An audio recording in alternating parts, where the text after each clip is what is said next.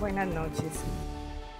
Lo primero es agradecerle al Parque Explora, a la Universidad de Antioquia y muy especialmente al profesor Patiño por esta invitación para que empecemos hoy a acompañar el ciclo de conferencias de la filósofa Martha Nussbaum, que nos acompañará muy pronto, y para que empecemos a conocer el pensamiento de una de las grandes filósofas del finales del siglo XX y el siglo XXI, un pensamiento político, pero también moral, un pensamiento muy decantado al problema de las emociones y del amor. Es realmente una filósofa que cubre muchos aspectos. Hoy vamos a trabajar una partecita de su pensamiento, pero una que nos llama mucho a todos, y es el problema de los derechos de los animales. La idea es que motivarlos a conocer el pensamiento de Martha Nussbaum, a pensar los derechos de los animales, pero también a que miremos conjuntamente cómo con la filosofía podemos pensar problemas que nos atañen, nos importan a todos, cómo la filosofía realmente nos puede acompañar en los aspectos más esenciales de nuestra vida. Lo que vamos a hacer hoy es, digamos, presentarles algunos problemas, algunos asuntos generales de su pensamiento, quizás no muy justamente con la autora que tiene un pensamiento tan complejo, pero bueno, queda a pesar de todo esto la invitación para que profundicemos luego y con ella que va a estar aquí, que es lo mejor, todo este pensamiento. Vamos a centrarnos en un texto, Fronteras de la Justicia, consideraciones sobre la exclusión, pero la filósofa Martha Nussbaum nos ha compartido estos otros dos artículos que están prontos a salir, los escribe con su hija, y en esos artículos ella sigue desarrollando este tema tan importante de los derechos de los animales. Miremos entonces un poco de qué estamos hablando en general. Tenemos una meta, ella es filósofa política y tiene una meta con su pensamiento. Y esta meta es proporcionar principios políticos básicos capaces de orientar la legislación y las políticas públicas aplicadas a los animales. Lo que vamos a ver entonces tiene lo que llamamos un sentido práctico, es decir, tenemos un fundamento teórico para que luego podamos pensar las legislaciones de nuestros países y ver cómo incluimos en nuestros principios políticos, esos principios que rigen nuestras instituciones y nuestro quehacer como comunidad, todo lo que tiene que ver con los derechos de los animales, cómo van a estar incluidos luego en los principios políticos. La filósofa se orienta básicamente a una crítica de lo que conocemos como las teorías del contractualismo. No es tan difícil en realidad. Estas teorías, y la compartimos mucho en nuestro pensamiento político en general, entienden que la racionalidad es la única fuente de dignidad. Es decir, que para decir que alguien tiene dignidad debe ser un ser racional.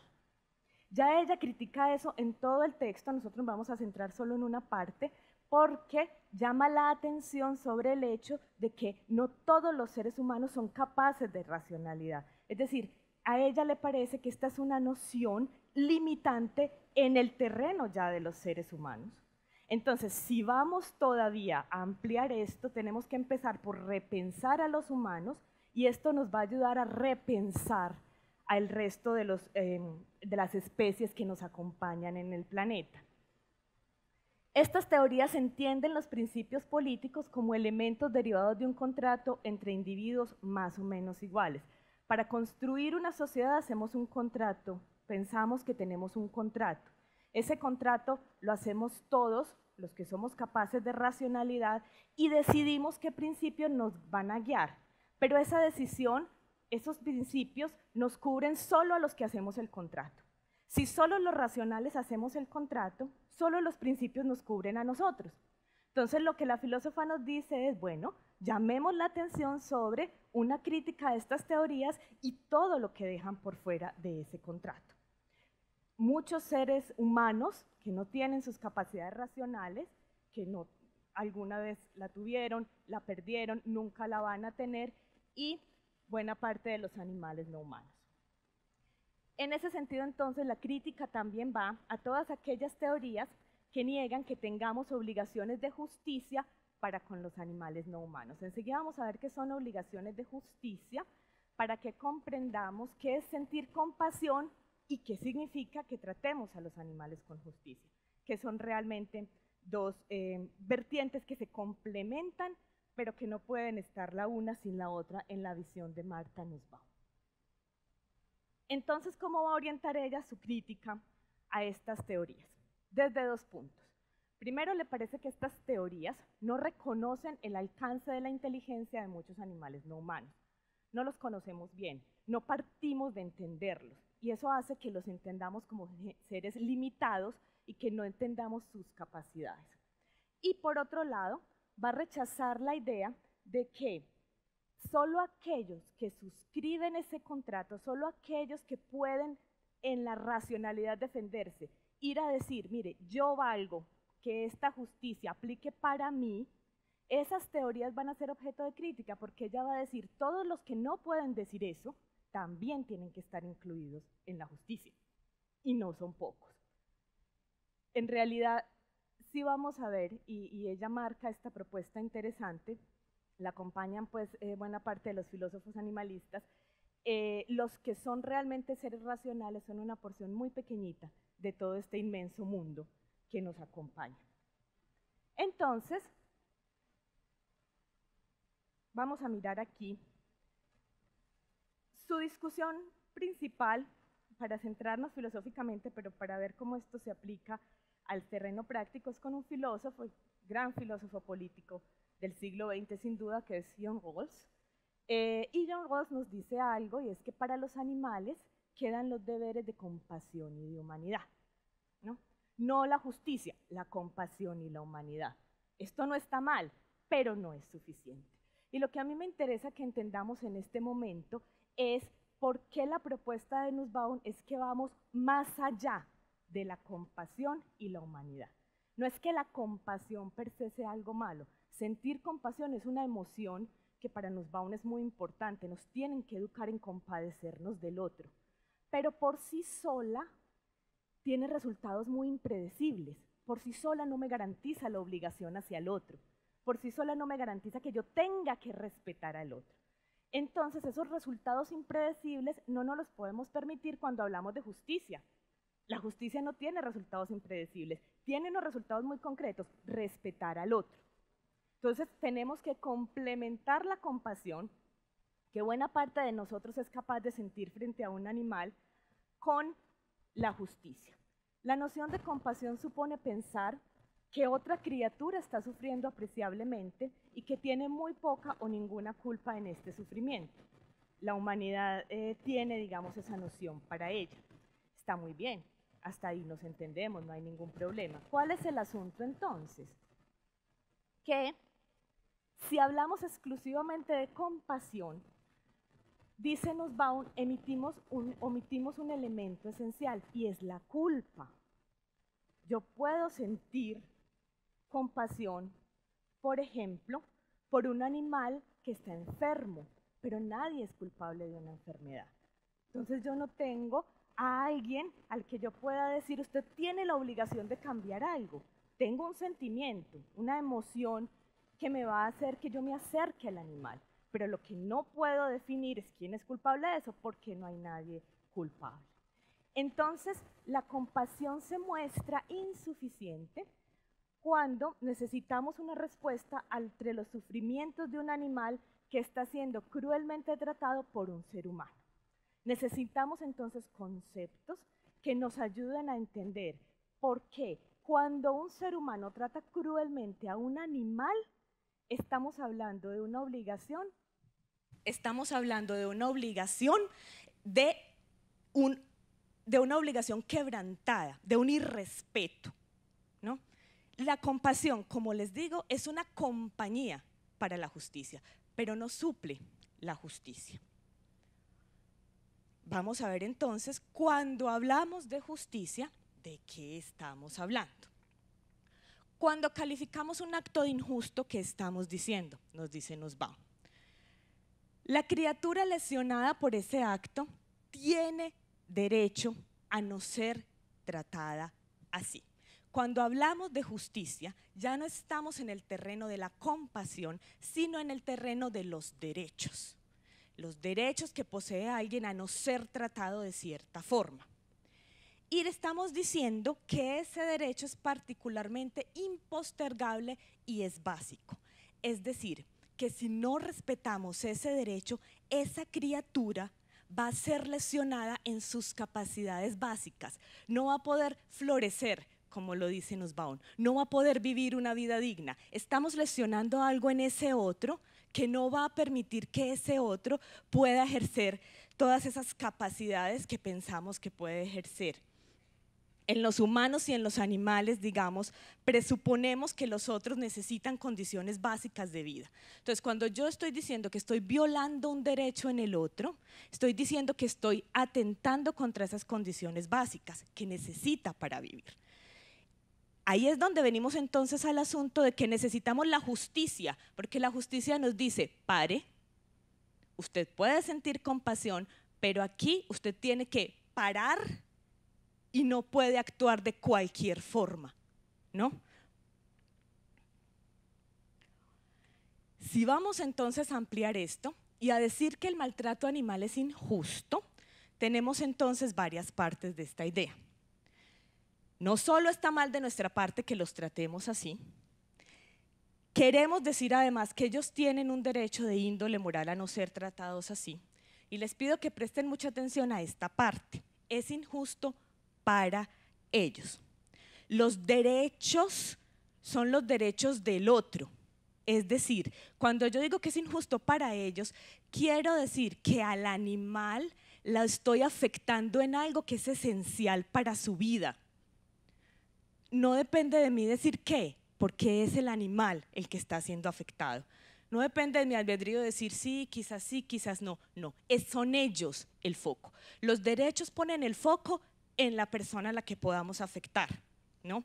Entonces eso quiere decir que no depende de si yo siento o no siento, si quiero o no quiero, si estoy convencida o no, sino que el foco está en ese animal. Y como está en ese animal, estoy diciendo que algo es injusto para ellos.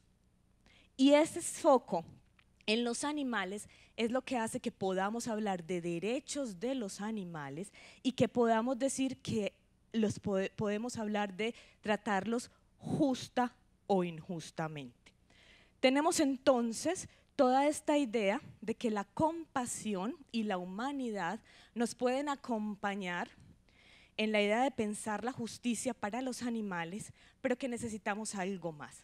Necesitamos una justificación que nos diga por qué tenemos que restringir nuestro trato de los animales de manera tal que pensemos siempre en si le estoy haciendo daño o no cada vez que yo voy a tratar con ellos. Es decir, en un terreno muy parecido al que usamos con los derechos de los seres humanos. Para justificar esto, entonces, la filósofa Nussbaum nos confronta con lo que ella conoce como el enfoque de las capacidades. Es, digamos, su tema privilegiado en el texto que estamos trabajando. Lo trabaja para las personas con algún tipo de discapacidad, lo trabaja para los problemas de justicia entre naciones y por último entonces para los problemas con los animales. ¿Qué entendemos entonces por capacidades? Esto es una noción esencial para ella, para que podamos entender qué es justicia y qué es dignidad para los animales. Entendemos que consideramos que existe algo maravilloso y admirable en todas las formas de vida complejas existentes en la naturaleza. Pongamos el acento en complejas, que va a ser muy importante para entender esta versión de las capacidades. Ni los animales ni los seres humanos se entienden por una sola necesidad en la vida, se entienden por muchas, tienen muchas necesidades y eso va a hacer que tengan muchos derechos, conforme a esas existencias complejas que son capaces de vivir. Suponemos entonces, para partir de esta idea, que toda criatura, que deseamos ver florecer cada cosa como la clase de cosa que es. ¿Qué quiere decir eso? Que lo que nosotros pensemos que es un animal o que puede un animal no es el centro, sino lo que realmente es el animal.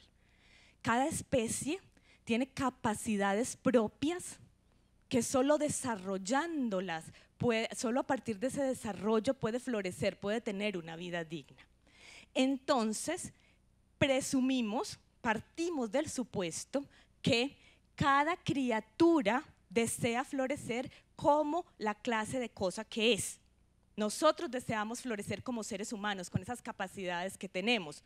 Es tan importante que nos enseñen a leer y a escribir, porque si no nos lo enseñan, dejamos de florecer en una capacidad que es importantísima para nosotros, la del pensar, por ejemplo, la de la comunicación lingüística. Pero eso somos nosotros. Los animales no tienen la capacidad lingüística como nosotros la tenemos. Y lo que ella dice es, a ellos no hay que juzgarlos porque les falte esa capacidad, hay que juzgarlos por las que tienen y por el tipo de seres que son. Entonces, cada cosa florece como la cosa que es, cada criatura florece en el mundo como la criatura que es. En ese sentido, entonces, el enfoque de las capacidades considera que es indebido que la acción de una criatura bloquee el florecimiento de otra.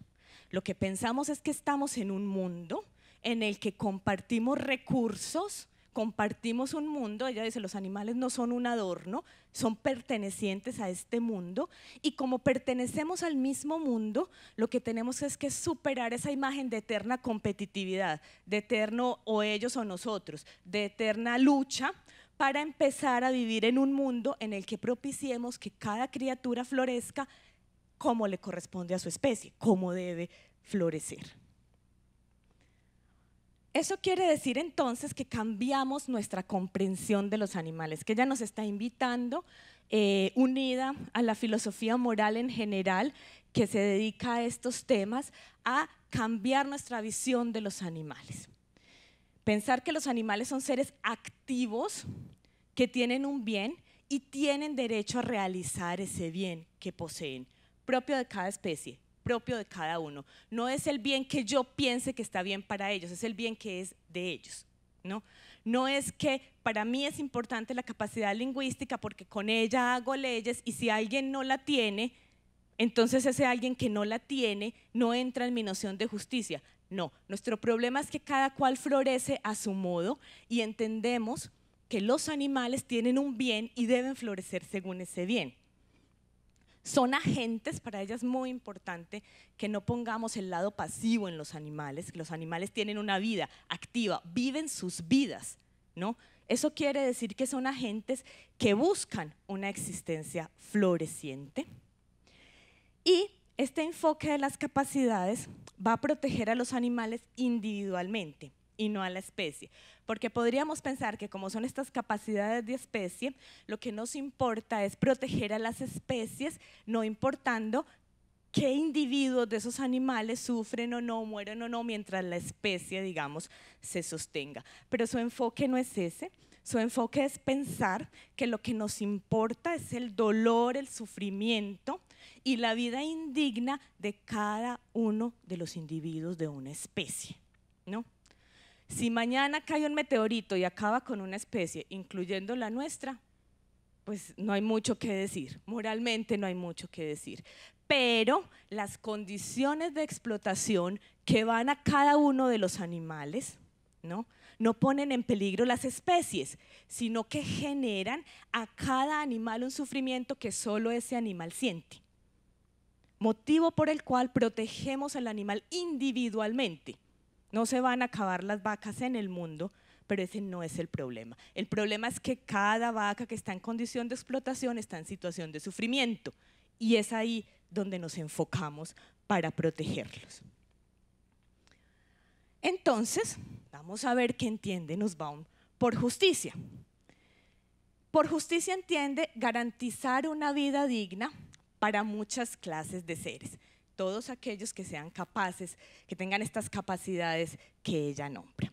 Eso quiere decir, y esto para los filósofos que nos acompañan hoy entenderán la importancia del cambio del concepto de dignidad, que la dignidad no es un concepto que planteamos y esperamos a ver quién entra en ese concepto y quién no, y el que no entre, pues problema de él, ¿no?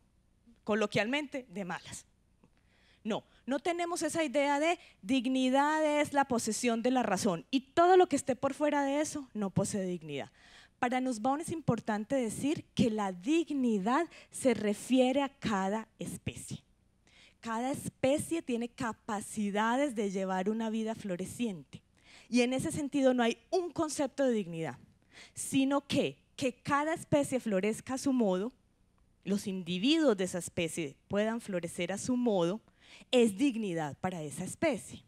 Entonces lo que tiene de interesante, obviamente son conceptos muy polémicos sin duda alguna, pero lo que tiene de interesante es que ella nos lleva a pensar conceptos como justicia y dignidad no a partir de un círculo cerrado en el cual caben pocos, sino que es un concepto diverso. Y en su caso tan diverso como las especies con las que compartimos el mundo. Si tenemos entonces esa noción de dignidad, quiere decir que justicia será garantizar que cada una de esas especies pueda vivir en las condiciones de dignidad propias de ellas, ¿no? ¿Eso qué quiere decir? Muy sencillo, no es lo mismo la vida de un perro como animal doméstico que la vida de un tigre como animal afuera. Sus capacidades y sus necesidades son distintas. Y la dignidad para Nussbaum se enfocará en entender esas capacidades y ver cómo viven una vida digna a partir entonces de cada una de sus capacidades.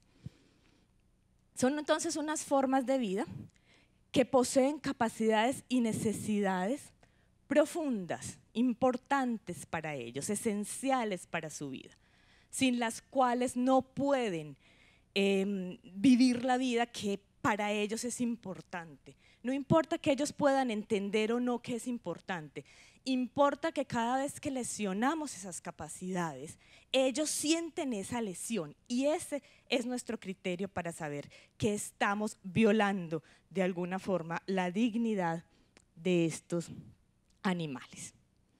Entonces, tenemos algo que ella llama normas de la especie, porque de alguna manera tenemos entonces que entender cómo miramos la dignidad, cómo miramos las capacidades de todos esos seres, que ya es un problema complejo entre los seres humanos, no se diga entonces entre todos los individuos y las especies que comparten con nosotros el mundo. Esta norma nos indica cuál es el rasero apropiado por el que juzgar si una determinada criatura tiene posibilidades de florecer. Hay una cosa bien importante para Nussbaum, capacidades tenemos muchas, nosotros como los animales. No todas son tan importantes como para calificar estas como esenciales para una vida digna. Pero ella nos insiste en que este es un criterio descriptivo pero también ético, es decir, que también hay que evaluar las capacidades. En el caso humano, por ejemplo, los seres humanos tienen una gran capacidad de hacer daño, de esclavizar a otros, de instrumentalizar a otros. Es una capacidad humana. Entonces ahí es donde dice Nussbaum, esa capacidad, por ejemplo, no la vamos a potenciar. Esa no es una capacidad necesaria para la vida digna. Las capacidades que necesitamos fortalecer tenemos que evaluarlas. Son aquellas capacidades sin las cuales sin poderlas ejercer una persona, por ejemplo un ser humano, no puede vivir una vida completa, una vida floreciente, pero no podemos proteger, digamos, las capacidades que hacen que dañemos a otros. Entonces esto es un enfoque tanto descriptivo como evaluativo, hay que evaluar las capacidades. En el caso de los animales también, no con este rasero moral, pero sí para decir qué capacidades realmente son esenciales y qué capacidades, digamos, pueden ser adaptativas, no generan problemas de justicia. Porque cuando determinamos según nos va una lista de capacidades, violarlas, no garantizar un umbral mínimo es generar un problema de justicia. Entonces ahí es donde tendríamos toda esta idea de el enfoque de las capacidades. Hay una cuestión aquí muy importante cuando decimos que definición específica de las capacidades centrales de cada especie y luego un compromiso con el objetivo de hacer que los miembros de esa especie alcancen su norma. Quienes trabajen este tema estarán familiarizados con lo que llamamos las doctrinas del dolor, no infligir dolor, que el otro no le duela, ¿no? La propuesta de Nussbaum es que esa es una condición mínima, pero solo mínima, porque lo que ella entiende es que vamos a proteger a los animales mucho más allá de su capacidad de sentir dolor. Y las razones son claras. Si tenemos la sola capacidad de sentir dolor como un elemento esencial, tenemos una noción limitada del animal. Hay muchas formas de hacerle daño a un animal que no tienen que ver con que sienta dolor, ¿no? Si un animal ha vivido toda su vida en cautiverio, no siente dolor con ese cautiverio, pero que no sienta dolor no quiere decir que ese cautiverio sea correcto. Entonces necesitamos un concepto más allá del mero dolor. El mero dolor protege solo una mínima parte de la existencia de los animales. Muchísimas cosas les podemos hacer en las que no generamos dolor y aún así estamos atentando contra una capacidad básica. Un animal que no nació en movimiento y que no se puede mover probablemente no sienta dolor, pero estamos atentando contra su capacidad básica de moverse, de interactuar con los otros individuos de su especie, de interactuar con sus crías o con sus madres. Todo un aspecto social y emocional que dejamos de lado si nuestra consigna es solo que no sientan dolor, ¿no? Si no sienten dolor, las condiciones de la explotación pueden seguir siendo variadas, ¿no? Pero si ampliamos según Nussbaum esta idea, vamos a ver que mucha parte de la explotación simplemente queda abolida porque inflige estas capacidades que las tenemos que ver de un modo más comprensivo. Hay dolores buenos. Ella menciona, por ejemplo, el dolor del duelo, que sentimos nosotros y que sienten muchos animales. ¿No? Es un dolor por el que en muchas ocasiones puede que nadie sea culpable, pero que además expresa una capacidad intrínseca, es la capacidad de relacionarme con el otro, ¿no? Expresa algo que en realidad es bueno, que nosotros hacemos relaciones y que los animales hacen relaciones con otro. O el dolor, digamos, propio de estar aprendiendo alguna actividad, ¿no? Y si estamos aprendiendo alguna actividad, como cuando el gato se nos cae bebé 1000 veces porque todavía no puede saltar y se cae, ese mínimo dolor, digamos, no es un problema moral porque el gatico está aprendiendo a subir. Y si está aprendiendo a subir, entonces no tenemos problema en ese sentido. Entonces vamos a mirar, dice ella, que en cada especie hay capacidades centrales. Y a partir de determinar esas capacidades centrales, lo que nos corresponde, y este ya es el terreno de justicia, es tener el compromiso de garantizar que todos los miembros de esa especie puedan ejercer esas capacidades. Ese es entonces el complemento entre conocer a los animales y comprometernos con la justicia hacia ellos. Esto lo que quiere garantizar en general, y por eso hablamos entonces de justicia para los animales, es que los animales tienen un grupo de capacidades centrales. Esto de especificar es importante porque ella reconoce que tenemos que ir a conocer el animal. Hay muchos que conocemos, muchos que no conocemos. Entonces tenemos que ir a mirar cuáles son esas capacidades y necesitamos un umbral mínimo. Ese umbral mínimo es el que nos va a dar el criterio de justicia. Si en una sociedad los animales no pueden llegar a ese umbral mínimo de capacidades, entonces estamos hablando de que están siendo tratados injustamente. ¿no? Si en una sociedad hay una cantidad de miembros de una especie sin capacidad de movimiento, que es tan esencial para las especies, para buena parte de ellas al menos, quiere decir que estamos violando un umbral que nos lleva entonces a pensar que estamos tratando a estos seres injustamente. Para decir que yo estoy tratando a otro animal injustamente, entonces, no basta solo con conocerlo, sino que nos ponemos principios. Tenemos esas capacidades y las obligaciones de que por debajo de ese umbral mínimo jamás será tratado un animal.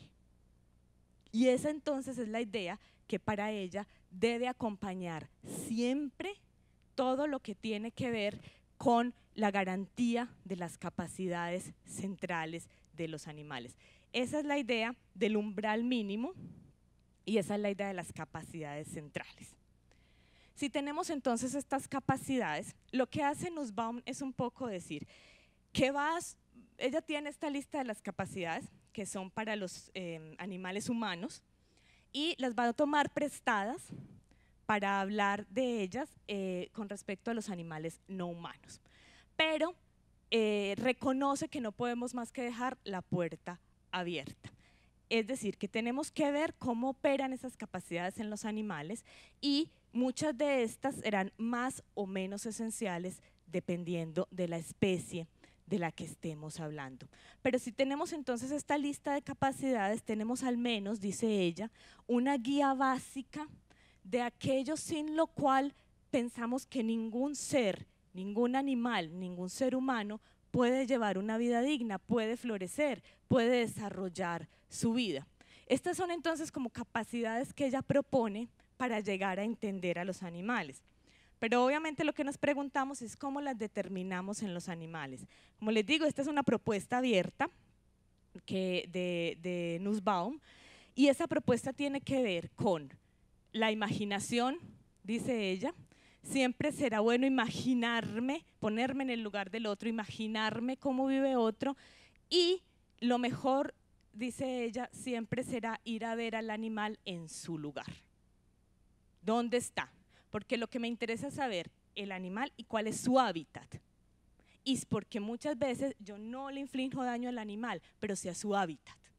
Y cuando altero su hábitat, estoy alterando su capacidad de vivir una vida digna. Entonces tengo que entender el animal, tengo que entender su hábitat y tengo que ver cuáles son las capacidades que ese animal solo puede desarrollar en un hábitat determinado.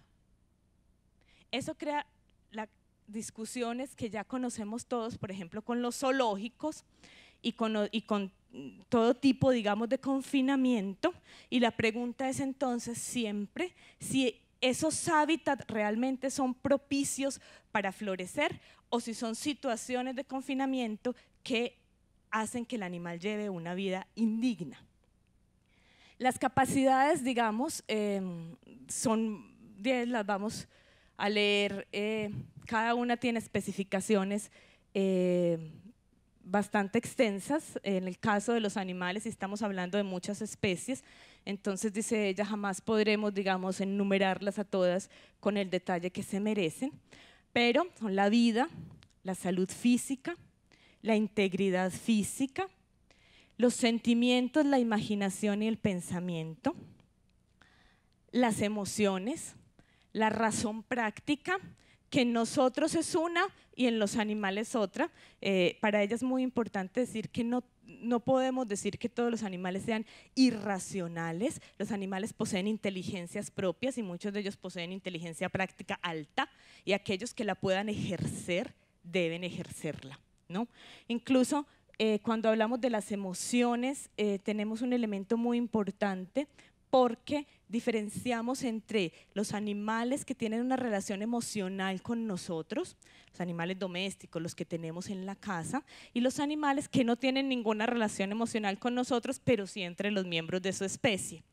Una cosa entonces es que el perro disfrute con nosotros y otra cosa es entender las emociones, en el caso de un tigre, para quien la presencia humana no tiene nada que ver. Los tipos de relaciones que se generan son tipos de relaciones que determinan especificaciones de estas capacidades.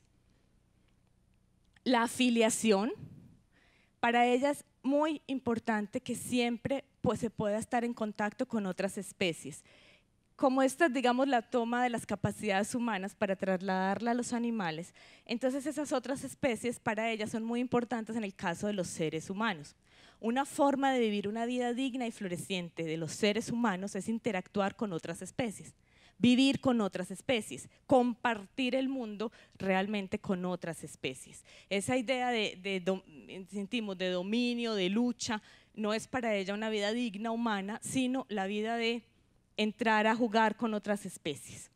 El juego para ella es esencial, el divertirse como se divierta cada especie, digamos, un animal que no puede divertirse, que no puede disfrutar de una actividad física, que no puede disfrutar de aquello que para él es importante, es un animal sin una vida digna, ¿no? Un animal que no puede caminar, un animal que no puede jugar, cachorros de la misma especie o que no pueden estar en juego, no tienen una vida digna.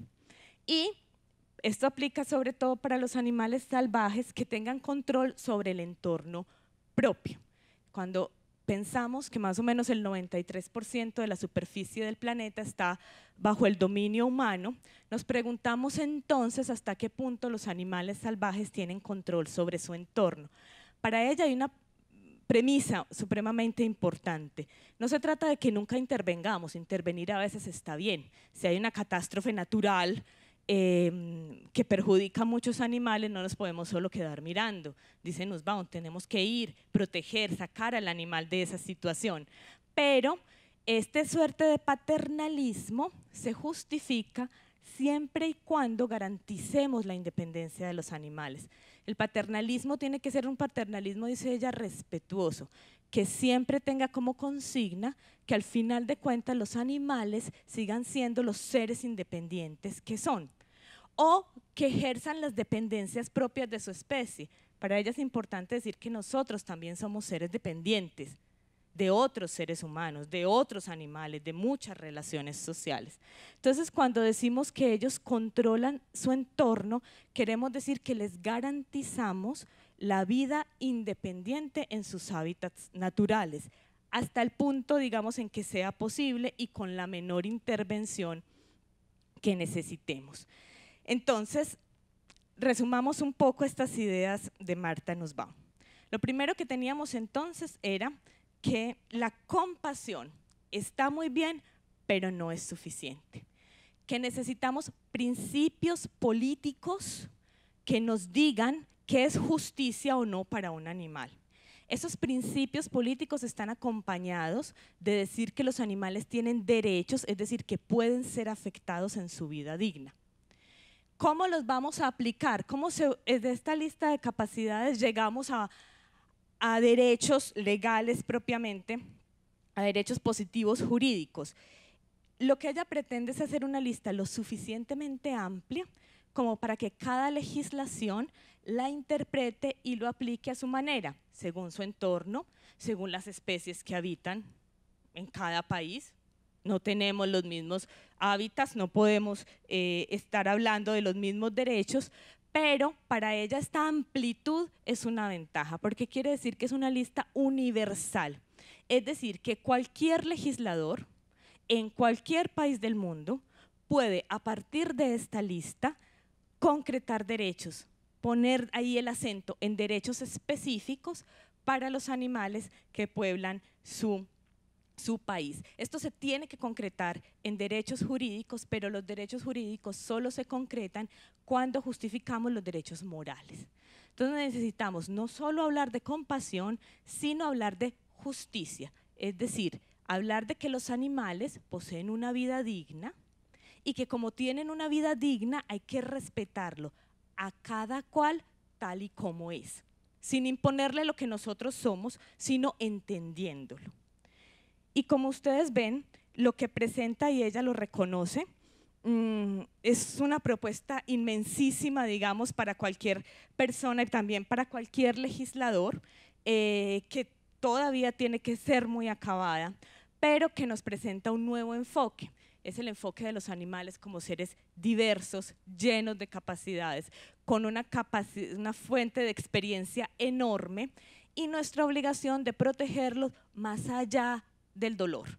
El dolor solo es un umbral básico. Protegerlos en una vida digna, que quiere decir una vida con todas estas capacidades que pueden ejercer los animales, que pueden ejercer los miembros de cada especie. Nos queda una pregunta que, por supuesto, para ella es importante, pero que reconoce que queda un poco abierta, y es: si estamos hablando de individuos, ¿cómo se ajusta cada individuo a estas capacidades de especie? Ya con los animales humanos tenemos ese problema, ¿verdad?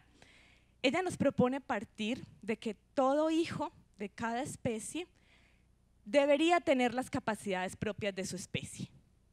Muchos no la tienen. Ahí diferenciamos entre esa propuesta y el funcionamiento. Muchos efectivamente no la tienen. Quienes no la tienen, y esa es su propuesta también para las personas en estado de discapacidad humanas, dice: quienes no la tienen merecerán una consideración especial, una ayuda especial. En el caso de los animales, esa ayuda o la damos nosotros, si estamos hablando de los animales sobre los que tenemos una influencia directa, o esperamos que la regule, digamos, su propia especie, ¿no? No todos los individuos de una especie son iguales, pero tenemos que partir de algo en común para poder hablar de vida digna, de justicia y de derechos. Y ese algo en común es decir, todas estas capacidades pertenecen a esa especie. Si hay individuos que tienen una y no otra, es posible, pero lo que necesitamos para esta especie es que todo esto les sea garantizado y que así entonces puedan florecer. Es decir, que así garanticemos un mundo donde cada cual florezca como cada cual es. Y quiero escuchar entonces sus preguntas frente a esta tentadora propuesta. Permítame, le llevo el micrófono.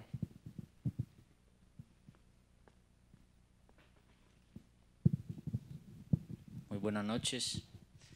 Mi pregunta es: la propuesta de la filósofa incluye la propuesta de que no se sigan matando o sacrificando animales para alimentar al ser humano. Sí, es la consecuencia primera, digamos, de esta propuesta, porque las situaciones de lo que conocemos como la crianza industrial de los animales es el ejemplo primero de la violación de todas estas capacidades, ¿verdad? El movimiento, la integridad física, el no estrés, la relación con otros de la misma especie, el juego, la diversión, ¿no?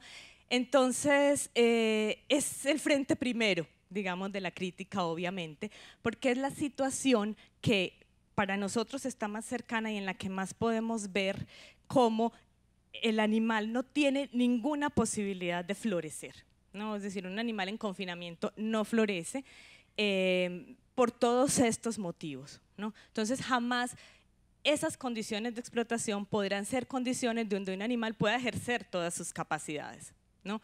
Entonces, digamos que ese es el primer. Hay problemas muchísimo más complicados en la argumentación, los animales salvajes, los animales, digamos, en libertad, pero las condiciones de las granjas de explotación masiva son el foco primero al que va orientado esta crítica. Sí.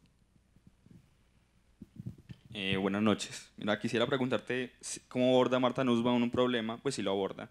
Sí. Y es un conflicto particular entre ecologistas y animalistas. Pues ellos tienen, digamos, puntos de confluencia, por ejemplo, frente al hábitat, que los ecologistas se enfocarán en el hábitat, proteger el hábitat para mantener las relaciones ecosistémicas del hábitat, mientras que los animalistas se enfocarán en mantener el hábitat para el florecimiento de los animales y todos los individuos. Pero particularmente el caso de las especies invasoras pues pone un conflicto ahí, es que una especie, o los individuos de una especie ponen o impiden el florecimiento de otra especie, ¿cierto? Esa especie invasora a menudo es introducida por el ser humano, entonces ahí habría un problema de justicia, donde los individuos de una especie impiden el florecimiento de otra especie. Digamos que los ecologistas podrían enfocarse en el problema de un modo más bien donde una de las dos especies puede florecer y la otra no, ¿cierto? Desde criterios más bien desde la cuestión de la especie nativa, ¿cierto? O de las relaciones ecosistémicas que existen en el ambiente natural. Los utilitaristas se enfocarán más bien en decisiones que se enfocan en la reducción del sufrimiento, ¿cierto? que se pueda generar. Y los ontologistas pues, se podrían enfocar más bien en no violar ningún derecho a ningún individuo de ninguna de las dos especies. Pero entonces el enfoque de las capacidades ¿cómo abordaría este problema, pues, según Marta Nussbaum? Sí, tocas justamente el problema que complica este fondo de la crítica, por eso digo, argumentativamente quizás incluso sea más fácil que el que tú tocas, que es un problema en general para toda teoría animalista, ¿verdad? ¿Por qué? Porque suponemos que los animales también tienen capacidad de hacer daño, dice Nussbaum, y esa capacidad de hacer daño en algunos es esencial para su florecimiento, los depredadores, por ejemplo, ¿no? Entonces no podemos diezmar una capacidad que es esencial para ellos. Anotas un punto supremamente importante en esta problemática ecologista animalista, ¿verdad? Precisamente hablamos, protegemos individuos de una especie, no especies. Entonces tenemos un problema con la capacidad de hacer daño, que es esencial para el florecer de algunos animales. Por el otro lado, aquellos animales que no hacen daño de ninguna forma, ejercen sus capacidades haciendo daño, pero que lo hacen, como las ratas y las que transmiten enfermedades, aunque las conoceremos mejor en esta conferencia a la que nos están invitando. Entonces, toda esta variedad hace que tengamos ciertos problemas para comprender qué hacemos y qué no hacemos frente a los animales salvajes o los animales en libertad. Debo anotar que las propuestas de Nussbaum en este aspecto son bastante controvertidas en el mundo animalista incluso, ¿no? Nussbaum dice que una muerte dolorosa es una muerte dolorosa, la inflige un humano o la inflige otro animal, ¿verdad? Entonces una gacela no muere menos dolorosamente a manos de un tigre que bajo la mano humana. Y para ella, porque hablamos de derechos, tendría que haber alguna protección básica para que los animales no mueran de esa forma, que es horrorosa, así la inflige un animal. En otras teorías del animalismo esto no tiene cabida porque se centra mucho en lo que los humanos le hacemos a los animales, no entre lo que los animales se hacen. El otro elemento es que nosotros impactamos hábitats de forma tal que generamos guerras que no deberían estar, ¿no? Entonces algo hay que hacer. La propuesta de Nussbaum, que ella reconoce que todavía habría que elaborarla, es proteger a los animales hasta el punto en que el paternalismo no genere dependencia, ¿no? Es decir, ella sí habla de un impactar los hábitats de los animales de manera tal que el depredador pueda ejercer su capacidad, pero que de alguna manera se proteja la gacela. Y eso queda un poco en la nebulosa, ¿verdad? Todo hay que reconocerlo. Le preocupa que protejamos a esos animales, pero también le preocupa que no impactemos los hábitats de forma tal que acabemos haciendo dependientes a muchos animales, ¿no? El problema de las ratas, de todos estos animales que generan estas enfermedades, dice ella, también es otro, y acepta, digamos, dice, lo primero, quizás a modo más de consejo que de otra cosa, es nunca ejercer violencia, evitar la violencia hasta el final, esterilizar, dice ella, yo no sé hasta qué punto eso sea tan posible, pero ella propone esterilizar tanto como se pueda, sí, nos suena un poco raro, pero esa es su propuesta, tanto como se pueda, y si hay que acabar con algunos individuos de esta especie, si tienen que morir individuos de esta especie, nunca puede ser de manera cruel ni dolorosa, ¿no? Ahora hay una cosa que tenemos que reconocer con Nussbaum, y es que eso es nuestra vida con los animales. Ellos son muy complejos y su vida en sí es muy compleja, ¿no? Entonces yo puedo decir que nuestras capacidades de dañar sí tienen que limitarse de forma tal que nunca se ejerzan, pero no puedo decir lo mismo de un animal. Porque si yo limito eso, el animal no florece.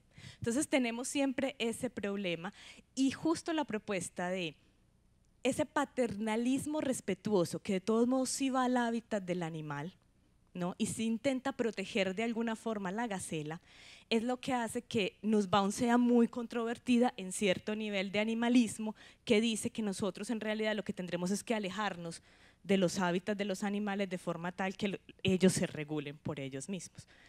Pero también hay que reconocer que los hábitats, dice ella, los hábitats en los que intervienen los humanos no necesariamente deben ser entendidos como hábitats mal intervenidos. A veces intervenimos para bien, para restaurar, para hacer cosas buenas, para que ellos puedan tener unas buenas calidades de vida. Entonces no necesariamente somos los malos que vamos a dañar sus hábitats, a veces somos los buenos que vamos a garantizar que puedan vivir donde viven. Con esto solo te digo lo complicado que es entender justo el punto de los animales salvajes y su capacidad de daño, y de los otros que de todos modos sí hacen daño a otros animales y a los seres humanos. Buenas noches, una pregunta. ¿Qué pasaría en el caso de que el hombre pretende humanizar, en este caso, a las mascotas? ¿Se violaría a cada uno, pues no un derecho específico de una especie doméstica, o no sé qué propuesta tiene la filósofa?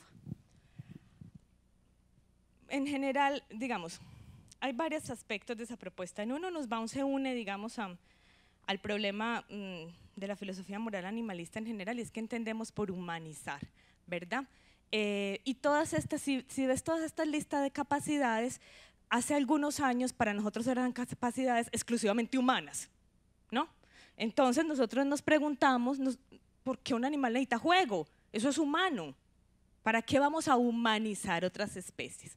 Entonces lo primero que ella nos diría es que hay que entender las especies y los individuos de manera tal que esa amplitud, digamos, realmente se aplique a sus capacidades, que yo pueda decir que un animal juega, que yo puedo decir que un animal necesita, por ejemplo, la relación con su madre, o una madre la relación con sus crías, y eso no es humanizar, eso es entender el animal de otra forma, porque nuestra comprensión del animal era definitivamente limitada, ¿verdad? No necesitaba moverse, no necesitaba jugar, no necesitaba hacer muchas de esas cosas. Entonces, lo primero es matizar, digamos, la idea del humanizar. Lo segundo es decir que los animales domésticos tienen una condición especial en esta teoría, porque en ese caso, digamos, ejercemos más que ese paternalismo discreto, un paternalismo fuerte. Por ejemplo, los animales que conviven con nosotros, perros y gatos, no tienen un hábitat separado de nosotros. Nosotros somos su hábitat, nuestro mundo es su hábitat, tenemos un mundo totalmente en común. Eso hace que esos animales sean independientes, pero que tengamos lo mismo, necesitamos garantizar en la ciudad las mismas condiciones. Tener entonces un animal, dice Nussbaum, en todas estas condiciones, un animal doméstico no es solo un problema de se puede, no se puede, que quizás en los animales salvajes sea un problema más de discusión, sino que es una obligación. Si yo tengo un animal, ese animal, protegerlo, cuidarlo y estar con él hasta sus últimos días es mi obligación, no es algo que yo pueda elegir, ¿no? Y eso, digamos, ya matiza mucho el concepto de humanizar. Lo que ella no trabaja, y sospecho que su pregunta va hacia ese punto, porque es un problema que nos molesta, pero no necesariamente es un problema moral, es cuando les ponemos moñitos, ¿verdad? O los vestimos, o hay una cosa que sí es claramente para ella un principio de injusticia, y es la mutilación, ¿no?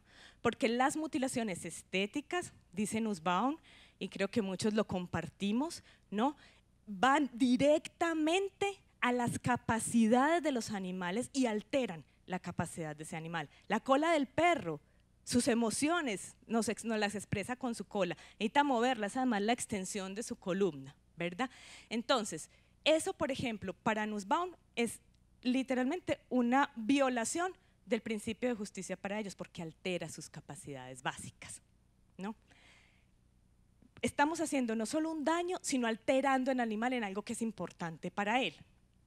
Lo que queda un poco por fuera del terreno, digamos, pero no de moral, pero nunca del terreno de discusión, porque debido a este boom, digamos, de toda esta estetización de los animales sigue ahí, es lo que yo creo que va, ¿no? El moñito, el animal al que le pintamos las uñas y todo eso, que es menos un problema moral que un problema de realmente cómo entendemos la especie, si realmente la estamos entendiendo en sus capacidades o no. Pero hay cosas, digamos, que están eliminadas, todo tipo de mutilaciones con fines estéticos, por ejemplo. Entonces, no tenemos una solución para todo, pero para algo muy concreto quizás sí.